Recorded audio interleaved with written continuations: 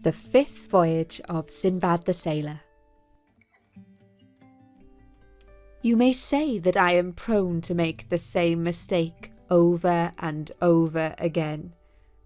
I return from the trip, happy just to be alive and to see my loved ones. I settle into my old ways of feasting and comfort. Then, as time goes by, my memory plays a cruel trick on me. It reminds me of the thrill of travel and business, and forgets the cruel string of suffering. So it happened a fifth time that I set out on a voyage. At the port of Basra, I walked along the quay looking for a ship that was tall and in good shape. I found one that was pleasing to my eye. As I was already a rich man, I was able to buy it. Next, I hired a captain and crew. The men loaded my goods onto the ship, and other merchants paid me to use the space that was left over.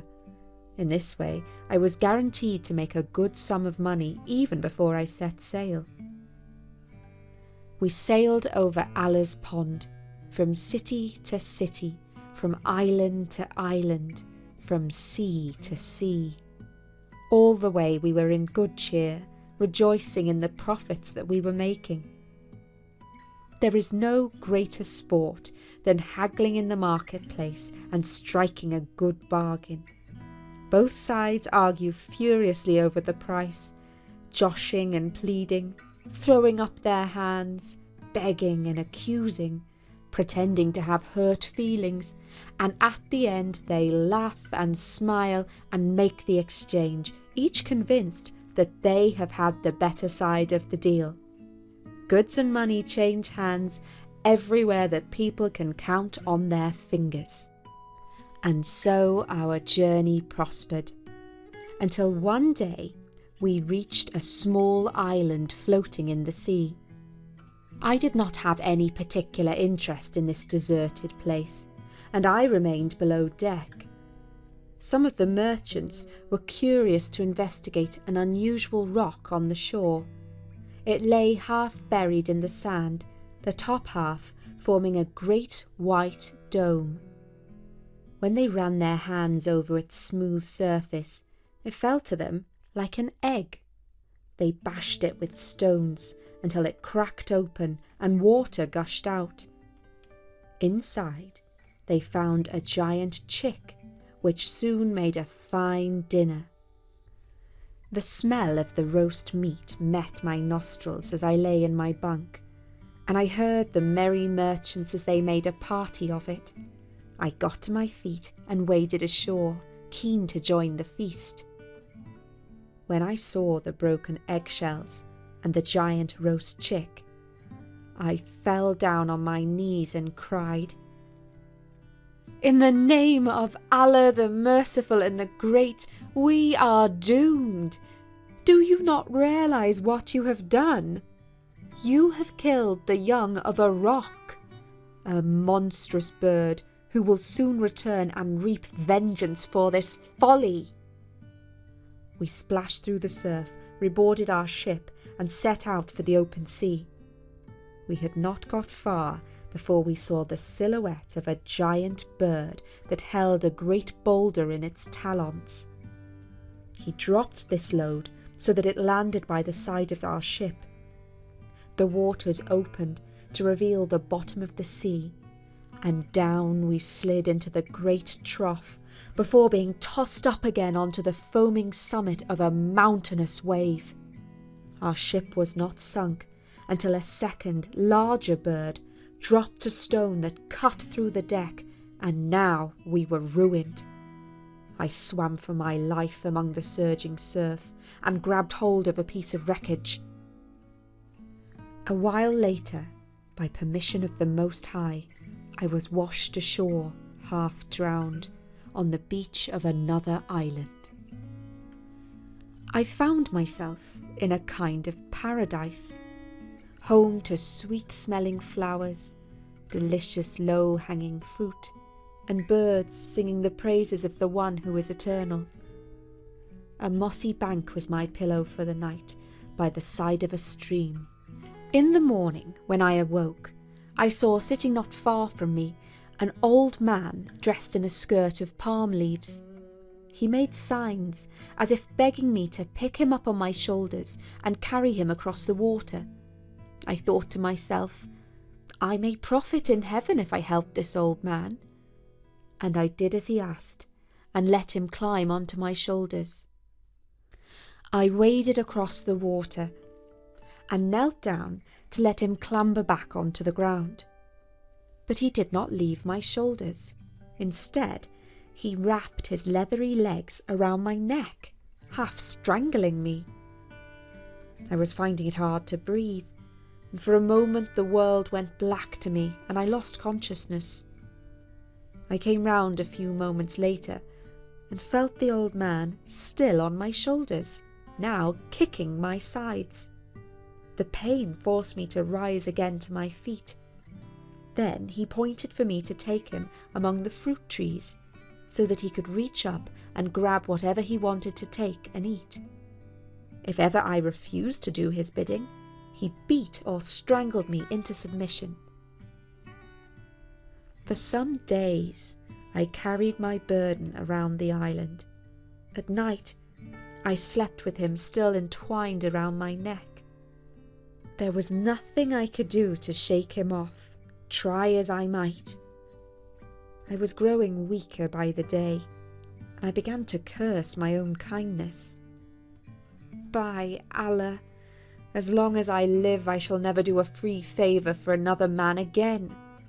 My only thought was to help this fellow, and he has repaid me with suffering. Soon I was begging the Most High that he bring an end to my stress and weariness and let me die. But he who is glorious and merciful had a different plan for me. It happened one day that we came to a part of the island where the ground was covered by gourds. These were large fruits with hard outer skins. An idea came to me to relieve my pain. I broke open a number of these gourds and scooped out the flesh of the fruit to make them into cups. Then I gathered some grapes that grew nearby and placed them inside the gourds and pulverized them with a rock. After leaving these vessels in the sun for a few days, they fermented and turned into strong wine. One evening I drank from them. My pain lessened and I lost my reason.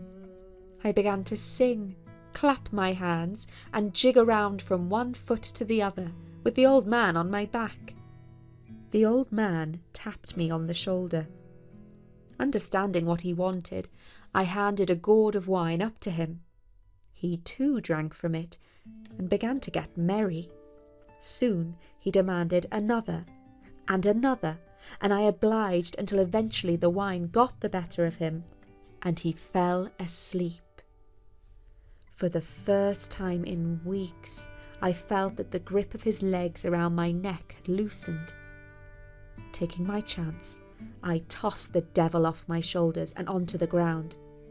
The first use I made of my freedom was to find a great rock and use it to kill him while he slept. No mercy of Allah be upon him. I then returned to the shore with a heart full of happiness and relief, reciting praise to the Almighty, who in due course brought a ship into sight. I signalled furiously to the sailors and was soon saved from that accursed paradise of an island. When I told the captain the story of all that had happened there, he said, "He who rode on your shoulders is called Sheikh al-Bahir, the old man of the sea, and none who has ever felt his legs on their neck has come away alive. He has eaten all who died below him. Praise be to Allah for your safety." The captain transported me freely to the next island, where the capital is known as the City of the Apes. Here, even the strong walls of the city do not protect the people from an uncomfortable fate. Every evening when it grows dark, apes come down from the trees and invade the city. To avoid them, the people have no choice but to leave their houses and sleep in boats. It was my good fortune to fall in with some business-minded folk who showed me how they made the best of this ill luck. Every day they collected pebbles on the beach and then stepped a little way into the forest and pelted the apes who lived in the trees. The apes responded by throwing back coconuts. This battle of stone and coconut took place every day, but the trade was fair because the people picked up the fruit and took them to sell in the market. I joined in this amusing but dangerous sport, and Allah permitted me to make a fair profit day after day, until I had amassed a good sum of money. When I was once again well off, I hired a passage on a passing ship.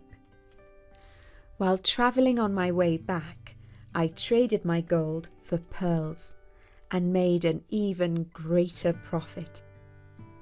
By the time I reached the welcome port of Basra, I had amassed a fifth fortune to add to my others. And that was the fifth voyage of Sinbad. Bertie says that the Old Man of the Sea crops up in myths from all over the world. For instance, in Greek mythology, he is a slippery character. If you can catch hold of him, he can answer any question you ask. But he is difficult to catch because he keeps changing his shape into forms like a serpent, a lion, a tree, or even water. There are 7 voyages of Sinbad in all,